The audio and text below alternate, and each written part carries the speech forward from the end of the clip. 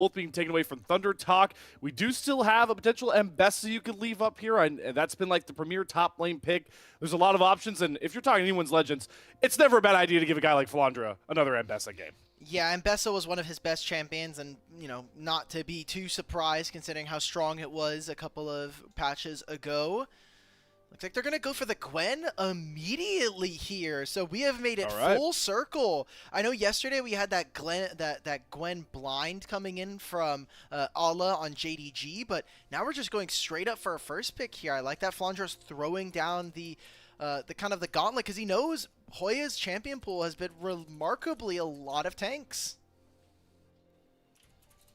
Yeah, a ton of tanks, right? So, but it is kind of a big spot to see if the flexibility can come across playing more of a diverse champion pool. Not very diverse picks for the LPL coming through on this ThunderTalk side. I'm glad we're getting to see the SeTab, Akali.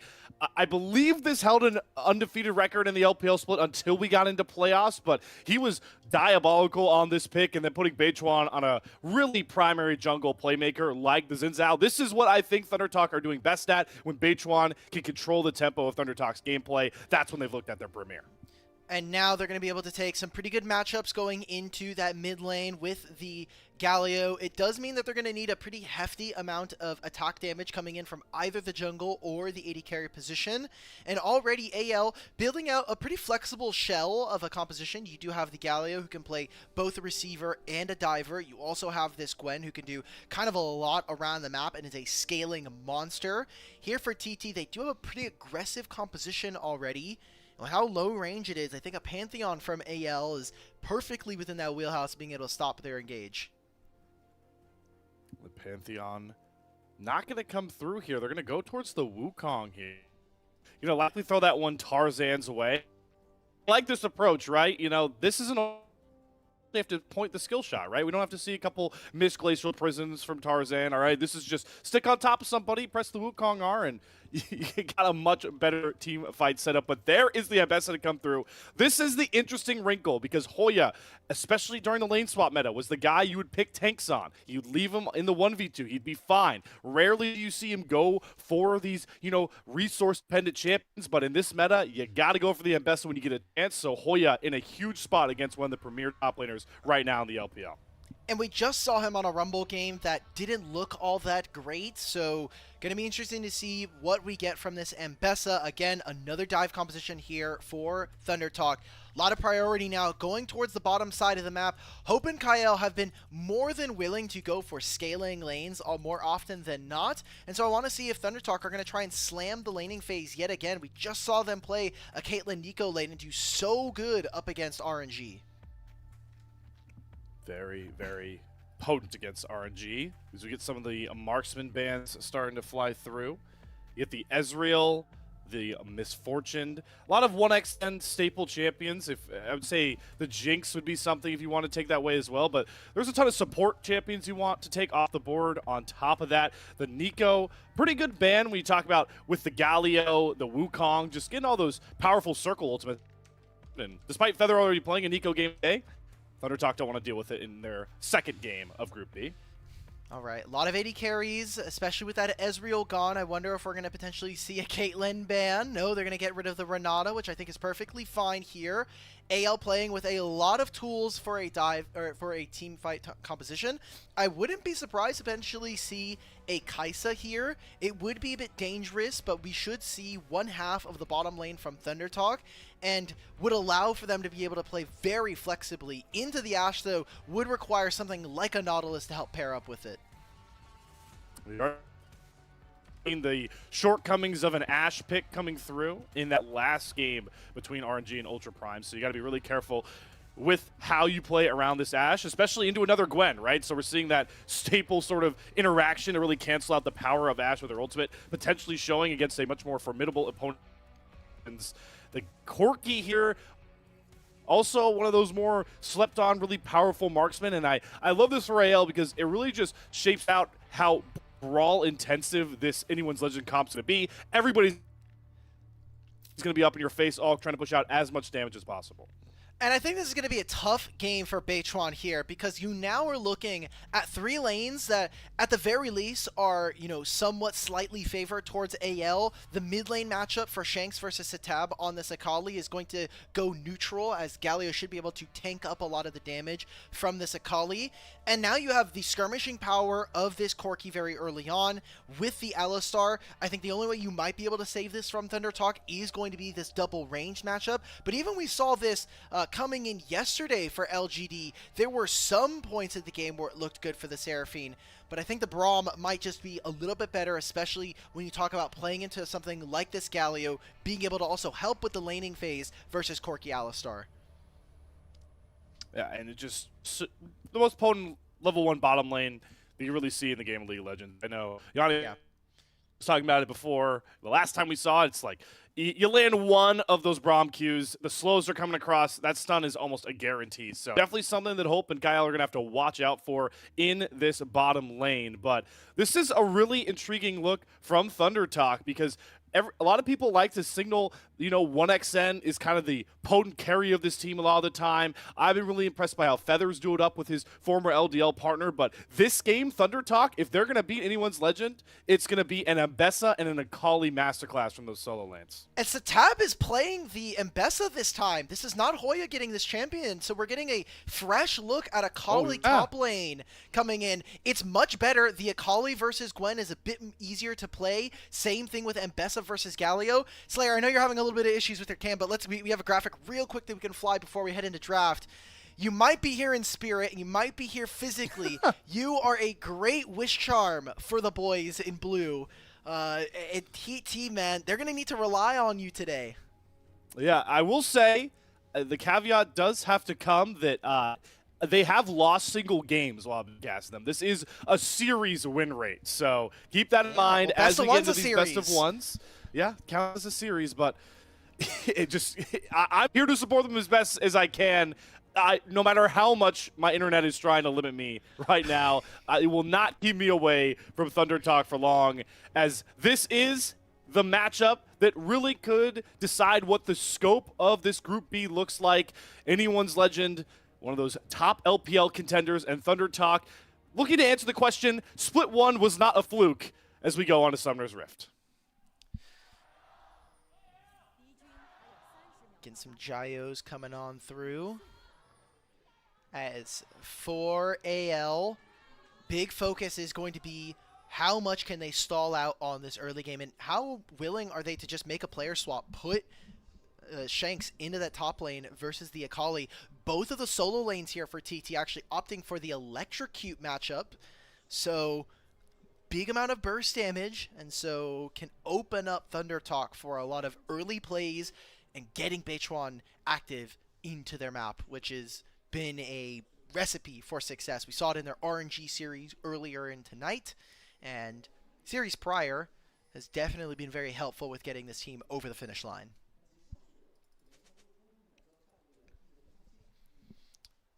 No shenanigans early on going in for level 1. SeTab's going to get an early ward to try to spot out Tarzan. Should spot him on the way out, but might just be perfect kiting coming in from the Wukong, meaning he won't get spotted. Ash Braum level 1. Look, it is Alistar with 1 ability point. Walk this guy down. Hit this guy right in the head. There we go. Get 1 more stun. Okay, we missed a minion. Happens. Junglers are starting on the opposite side of the map. Kael's probably going to lose a pretty good chunk of his HP. Aftershock proccing there does mean he gets some resistances, but with junglers heading to the opposite sides of the map, I am worried for AL in the top side. It is an Akali, and she's going to be particularly difficult to gank, especially with a Gwen. There's no hard crowd control going on there, and it is a pre-6 Wukong as well. Flandre's already down half HP. Hoya, pretty sure he wins this. If he gets a little bit more energy, he very easily could grab this 6 seconds before the W is back off of cooldown, and if he hits level 3, I think there's a very clear all-in for Hoya to find onto Flandre on this Gwen. So, as we look right now, I said from draft, if this was going to be the standard lanes, that would have been very hard for Beichuan to actually find very much action or find some winning lanes, but thanks to the creativity and the willingness for them to swap, it has definitely opened up TT's early game playmaking ability. Ooh, Shanks takes a turret early on. Not going to do all that much, but definitely is going to help at least try to equalize some of the lane here. Feather and 1xN, a bot lane duo coming up from the LDL in the past couple of years, really starting to make their name. Last year, unfortunately, weren't able to do all that much with ThunderTalk, even with my boy Kael still sitting in the mid lane. But this year, at least in Split 1, with that upset win against BLG and some of their run in playoffs, 1xN, I think, and all of ThunderTalk really captured the eyes and the audience of the English community and the international community at large with that series. So both junglers now invading on the opposite sides. Beichuan should have seen that there's going to be a play onto mid here. SeTab still has flash. Can he get away? The taunt's going to land from Shanks. Tarzan doesn't have all that much damage. He can go for the EQ, but it's not going to be enough. Him and Beichuan are going to just simply cut open this map vertically. SeTab can teleport back in. Kael barely doesn't get the concussive blows to land. Teleports in mid. Tarzan is getting screened away by Beichuan. Kael does not have flash. He's going to have to look for the Hex Flash. No, he actually finds the headbutt pulverize. That's first blood going over to AL. Can they continue to chase? SeTab now joining the rest of the team. Hope Valks forward. Does not find Feather, but Flandre has TP'd into this play. It is an all-out brawl. It's the feats of strength now going over, and AL have completely blown open this game. It is a double kill going over to the Gwen. Hoya never wanted to go for that teleport, and is a huge win for anyone's legend. Such big action already into this game. It did cost a lot of the summoner spells from so many members, but remember that started with them looking in the mid lane. As we take a look at this replay, the fact that Kael basically gets a perfect amount of space to find this headbutt pulverize is a huge win for anyone's legend, and then they can just continue to turn on this. They have the numbers advantage, especially with this Gatling gun rolling from Hope, splitting open the magic resist and the armor, just shredding all these resistances. It makes it so easy for anyone's legend to find this, and now even this bottom lane is particularly susceptible. If Tarzan decides to make a gank with this bottom lane, you're now looking at a 1xN Ashe that has no flash. It becomes very difficult to play. We'll see how AL continue to navigate this game, as with pairing their bottom lane up there, it seems like they really want to have a big focus on some early grubs action. For anybody who is just wondering, wow, AlkBattery is really talking a lot. He must hate this Slayer guy. We are trying to fix his router at the time being, so if the play-by-play clips do not roll, you can blame him, okay? It's not my fault that his internet is getting limited. Maybe it was because I'm a TT hater sometimes. Well, we're going to see Shanks and Kael, the rest of AL. They moved in after pushing this top wave. They'll find a little bit of damage down onto ThunderTalk's mid and support duo sitting here. And instead of moving for the grubs, they've just completely rotated their bot lane duo into the Dragon to try to supplement Tarzan's take of these different objectives. Flandre's kind of sitting around here and going to be able to help him. Has his ultimate available if he really wants to. It's going to be a teleport coming in from Hoya to match. It's going to be, I think, a very big objective advantage now. 1xN gets engaged upon. That's just a complete kill going over to Flandre. They're trying to contest onto these grubs. I don't know if AL's allowed to do this, but it's a huge taunt coming in from the mid laner of anyone's legend. They're just going to let Feather die here. Can Beichuan be the next one? Flandre flashes forward, and that's going to be another kill. They're dashing the hopes of ThunderTalk. They do not want to give them any chances of being able to find this game.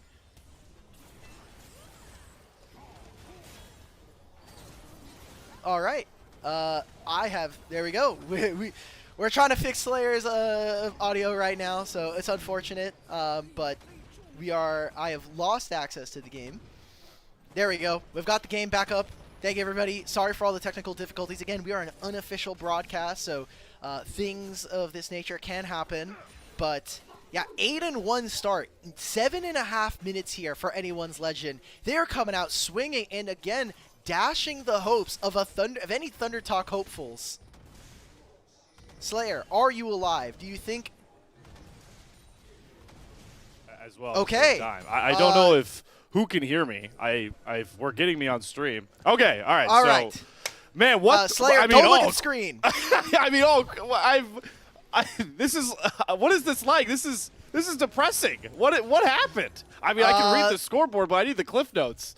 Yeah, they tried to go through bottom lane to try to fight, and AL were able to turn. They got 3 kills there, and then we just had a fight around the top side grubs, where TT, yes, they got 2 of them, but they lost out huge. Now we have Flandre with massive amounts of gold in his back pocket.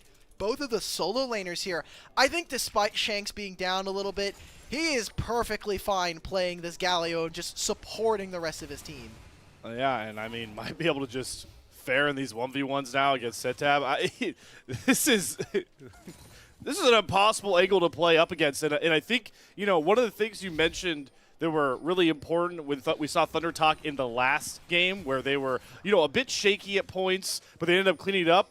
You mentioned you can't get away with doing that against AL. You definitely can in the early game. They're going to look to throw down the Cyclone combination with the headbutt pulverized. Beichuan gets off the Crescent Guard, but it just doesn't matter right now. They don't have enough damage to turn out any of these kills until Hoya uses the perfect execution to come across, gets a second onto Tarzan, but it just sets up for this Corki and the Gatling gun to rain through. Flandre grabs himself a double kill and is back to dominating the top lane like we know and well. Well, we said, hey, there was a, you know, this could be our decider between our first 2 top teams in this group. God. And Shanks. I mean, Shanks just puts the hands on him on the Galio matchup. This game just looks dusted already. 3,000 gold to be expected, right? This was AL, a team that was just in Grand Finals not only a month ago, going up a ThunderTalk who, hey, they made it into playoffs, but they completely burned out as soon as they got into the bracket. So, I mean, not to be unexpected from these 2 teams, but it is surprising with how much ferocity AL are playing with. They're just completely dismantling ThunderTalk. Completely dismantling. Talked about it before we got into game. We'll get a replay of that last fight, but you wanted the solo lanes for ThunderTalk to really be the heroes, and it's really been the exact opposite here. Hoya, I like the flake idea to find one of those aggressive opponents, but we got to go right back to live because it is Shanks getting up to nothing good for ThunderTalk. Just shuts Beichuan completely out of the river. That taunt combination and with Flandre's damage, it's just as easy as 1, 2, 3 by this point. Look, we were talking about after their first game of the day for ThunderTalk going up against RNG. Yes, they had a really explosive early game, but in the mid-game, they started to flounder a little bit, and against better teams, you are always going to be punished for that. And we are seeing it here again, except we didn't have to wait till the mid-game. AL just came to play very early on, 7-0-2. Flandre is playing Gwen for the 2nd time today, and he is just not missing a beat. This game is already over. I'm going to keep it a stack, everybody. Yeah, I mean, it's just really impressive. And what's more impressive about it all is, like, retrospectively looking back at the draft, a Gwen lane, a Galio into an AD, you know, bruiser lane in this, on top of the Ashe Braum. Like, ThunderTalk on paper, take the nameplates off, really should have had a lot of avenues to at least find plays to make in that early game. And the fact that they've given up these kind of leads to these scaling threats, like, well, Flandre with a 10 seal dark stack on this Gwen already done, going to be not far off this Nashers, is a problem in itself, and it's just going to compound further. But what I like to see from AL right now is that Kael and the rest of the crew are just unrelenting on this rift. That is Flandre using the Needle Ward just to cancel SeTab's back, saying, no, buddy, there's only a one-way trip. You're going back to that fountain, and it is through the gray screen. He's going to use the public execution to buy a little bit of space, gets away from the Surfer Cyclone. It's a bit too late, though, and the arrow does not find its mark on someone under turret aggro. They're just going to knock down the turret as well. Anyone's Legends looking pristine after that tune-up game 1 in Group B. And SeTab thought he was going to get a little bit more in terms of reinforcements. Hoya's TP got canceled. We're getting a little bit more gameplay now. Flandre and Tarzan. Flandre does have to use the flash to get away from those Braum stacks. Beichuan really wants this kill to Flandre. Ton of gold he can get back, but there just isn't enough. You can't brawl. You can't go hands to hands with one of the best top lanes in the AL franchise. Flandre and Tarzan get 2 more down. Oh, and Shanks just got a solo kill. Okay, guys, FF, guys, we're opening this game, guys. Like, we get to, the picture in picture is just to see the teleport that got canceled. Shanks I don't know, guys. It's 16-3. It is 12.5 minutes. Maybe we shouldn't have flown the graphic. I think that is another moment of catastrophic events being preceded by a legendary image. That, alongside my predictions about RNG being second in the group, I think we're both eating crow on this one. Yeah, you know, it should have been foreshadowing when the immediate 30-second call to go live and my entire setup decided to completely boot. Maybe that was the universe just telling me to try and save me from the embarrassment that has been this game as a ThunderTalk supporter. And they got to just look forward to the next game. At this point, they're still going to try and find some sort of fights around this dragon, but AL are just playing with their food at this point. The double headbutt pulverized knockup brings in the hero's entrance for Shanks, and it's just time to mop up the scraps. More kills over to anyone's legend. There is nowhere for ThunderTalk to go, certainly not their own jungle.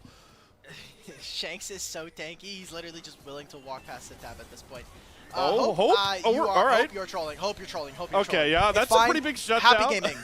1xN actually doesn't grab his shutdown, gets a kill, and yeah, we're starting to limit test a little bit. That's what you do when you're up 5,000 gold before we even get to 15 minutes. Like, is Opticon even a conversation this game? Like, there's no point. I mean, it'll spawn. Whether or not it'll actually be particularly useful is another conversation we can have. Gwen is just too strong at this point. Gwen into range matchups can be very good. Gwen into melees, I think, has some hidden uses, especially with just being able to stack the Q, the amount of healing that is part of the 1,000 Cuts passive. It's just too free. And even here, Hoya tries to find this, actually gets his E canceled in the middle of this. It's just unplayable. Every single matchup's not looking good for ThunderTalk. And to be honest, I want to say Tarzan on this Wukong. I know a lot of eyes have been on the solo lanes and kind of how all over this map has been, but I think Tarzan and Kael this game have been such a great duo. And again, around mid lane, they find 1xN. I mean, we were talking about it before. We got the interview from the Sackdown. Beichuan, I don't think this is real, brother. Tabe personally quoted Tarzan as being, you know, the two reasons he wanted to join was, one, he knew that if he joined, he could trust Tabe, and two, he thought that Shanks would become Xiaohu by the end of the split. So he has been leading this team from the inside. He's been helping Kael bring his level up in this game. So I think it is so important to see these two already working together so well. Shanks certainly playing with the confidence of a player, the level of Xiaohu's performances with this Galio. You know, yeah, I'm always impressed by Kael as well with this Alistar. I'm glad you pointed out him and Tarzan. If they had a duo rap album for this game, it would definitely be Knock Up City with the way they're playing this Alistar and Wukong, man. Just always finding those huge engages. And it's hard to look for a way back in here for ThunderTalk. If you look across the map, right, you're going to get a dragon spawning in a couple of seconds here, but dragon stacking really isn't going to be a reality here. You've got 4 grubs for AL. They're going to have an Otacon to play for. It's kind of just ThunderTalk biding their time to see if they can maybe find a pick potential with this Ashe and Mbessa Xin combination, the Akali, but they're going to have to come play for these big neutrals, Hulk, and that's just going to further tunnel them away out of this game that's completely blown over in their face. Second dragon, and there is 19 kills for AL. I don't think this is going to be, like you were saying, there is just no possibility that we're probably going to be seeing scaling in this game for going much later than 24 minutes. It's a great job from anyone's legend. You should be able to close this one out again with 4 grubs. You have to imagine it's pretty simple. You also see that Kael has a pretty nasty flank if they want it after this dragon. They can look for the turn. You also have a couple of abilities after. You're seeing Hope pushing around in the mid lane, doing a fantastic job of making sure ThunderTalk always feel under threat. They're pinging. You can see ThunderTalk, they're throwing pings down across the river, knowing where they're just gonna have to give up so many neutrals. Rift Herald there's a couple pings coming down there on that side. Maybe waiting for a 1xN hawk shot, but that thing should just be a freebie over to AL. They've got a ton of lanes pushing. They've been able to knock down turrets. I'm still impressed, though, how guys like Hope been able to handle these mid waves, get these side lanes pushing, because those are the small things that are important to do when you have that lead to really just continue to restrict more and more map access to ThunderTalk. I mean, look how they're having to group up just to get Beichuan Crux. That's how much grouping up they have to do just to get their jungler a bit of farm back, or maybe look for a play on his Shanks. But like you talked about, Alk, he's too tanky, and he just doesn't care how many people ThunderTalk throw his way by this point. And remember, coming out of the draft, we were like, oh, this is a good member for TT. They've swapped over the Mbessa to the mid lane. Yeah. Shanks is getting caught out, but is it really him that's caught? No, it's not at all. The Ash Arrow is going to hit it directly onto Tarzan's head, but the hero's entrance starts the chain of knockups. Watch how many members of TT fly into the air as Kael gets a 3-man headbutt pulverized, and it's AL cleaning up shop, looking like the team that competed for an LPL title just a split ago. There's not even the Baron up and available. We're 18 minutes into this game, and AL have a 7,000 gold lead. They have almost 4 times the amount of kills that TT have gotten, and it is just incredible to watch AL play. I was a little worried that we were going to get an AL that may have trolled a little bit of this game, but it seems like they are effortlessly pushing over ThunderTalk, saying, hey, that's nice what you did in Split 1. Let's see you get a little bit further than 8th place in the playoffs. Yeah, maybe they took a page out of learning from BLG's woes up against ThunderTalk, saying, all right, we gotta give some respect to ThunderTalk. Can't mess around with them right off the gate. And they're showing it here as we get a replay look back at that fight. And there's really only one way to describe it. You know the famous Lenny Kravitz song, I Wish That I Could Fly? Yeah, that's haunting ThunderTalk watching this replay back. They don't wish believe they can fly. They don't believe that they can fly. They know that they can because they already see that the Alistar is coming through, the Galio as well.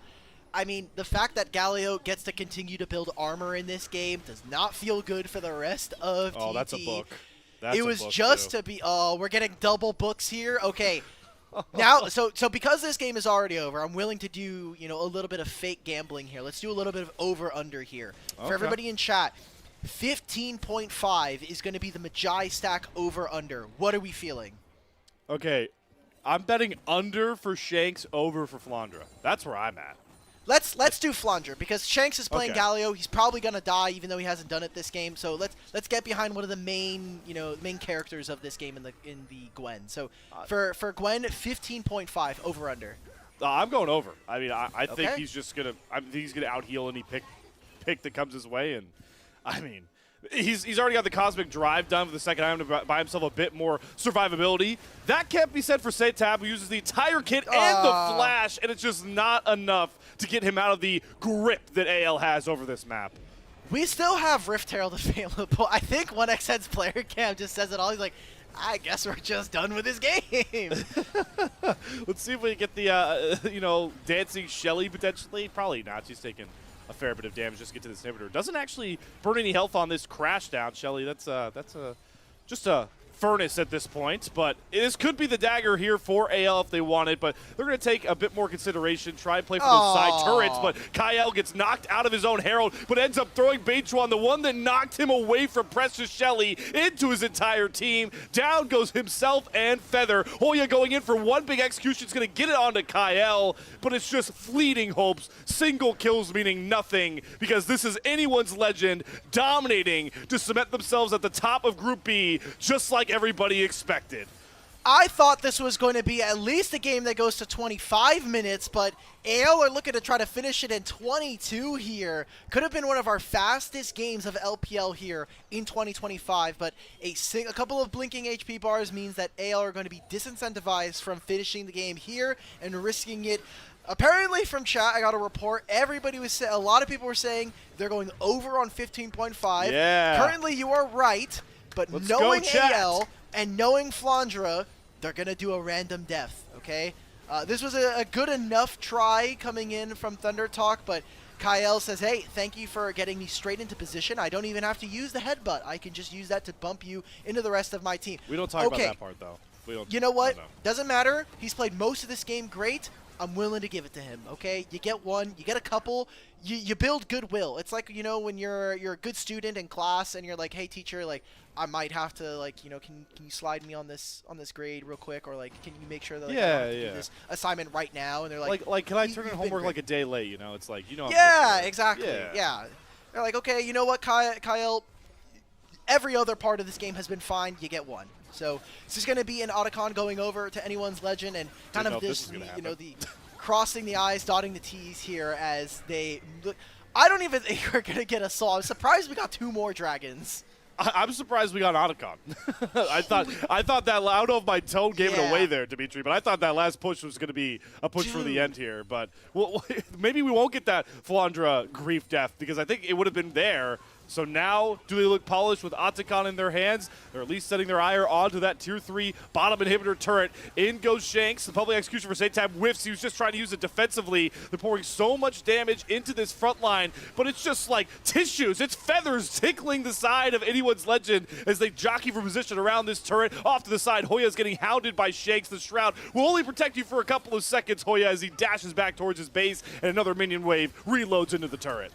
I'm looking at the mid differential right now. Shanks flashes forward, doesn't find the taunt. He is 3.5 levels over his lane counterpart. Part of that is the fact that they have almost 60 blood roses. So the amount of experience and adaptive forces that you guys are getting, this is fake. This is so fake. Oh my god, it's like trying to find the Akali in the Shroud, but once they find Hoya, he's eviscerated in an instant. So that flank falls flat, and it's back to the drawing board for ThunderTalk, cowering under their Nexus turrets until this game finally meets its end. 23.5 minutes. They have almost 30 kills. It is 10,000 gold here. TT's out. All right, Flandre's, be careful. Flandre is teleporting in late. He's not going to grief death. All right, chat, we've got our Medjai's bet. There's no way to blow it. A triple kill over to Hope to polish it off. No, make it a quadra kill. Anyone's legend with a legendary statement as they go 2-0 to top Group B. They didn't even make it look competitive. They wanted to make sure that everybody knew that they are top dogs here in Group B and that they are looking to try to right the wrongs of a split 1 loss in the grand finals. What an insane game coming out from them. And that exploded just from a single play around the red buff. It was Beichuan trying to invade, trying to look for a bot lane dive, and the game just ends basically with that and the roller coaster that was the rest of this. All right, you know what? Brad, producer Brad, I know you were getting flamed for that RNG one. Run the Slayer graphic again, and we can all laugh at me. All right, let's if we could throw it up on the screen. This was shown maybe 25 minutes ago, and it is already completely irrelevant. I'm just real quick. I'm taking a picture of this. Okay, yeah. Thanks, man. I'm gonna go ahead and draw over this with some marker. Okay. Okay. All right. Everybody, just remember that the guy next to me on the casting desk had RNG.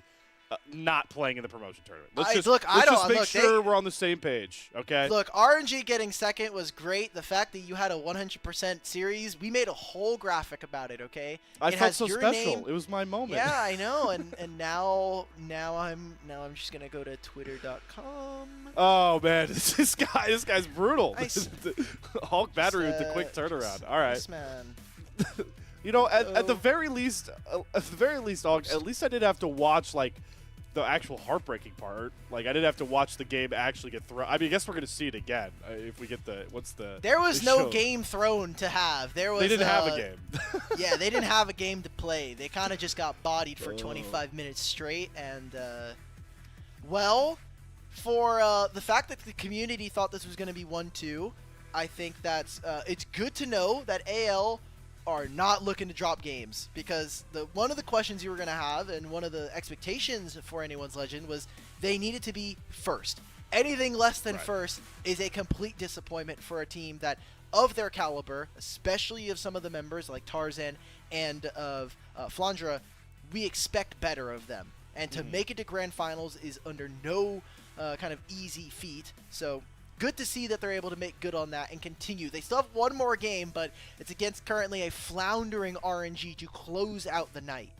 Yeah, the RNG that is yet to find a win, which is the same cannot be said for the rest of this group. But, you know, talking about that, you know, AL point, especially with how, you know, kind of shaky people have viewed the top teams in the LPL after this first stand tournament that I haven't heard much about. I don't really want to hear much about it, but I heard not great things. So anyone's legend, this is a great time to step up. The flip side picture here, though, Alk, is, as heartbreaking as is to say, the big question of, does ThunderTalk actually pass their split 1 preliminary test? So far, it's been a shaky game and an absolute catastrophe. I know somewhere in Hawaii, Kelsey Moser is just shaking her fist up to the sky saying, I can't believe these damn kids thought that ThunderTalk were good. It was only one split.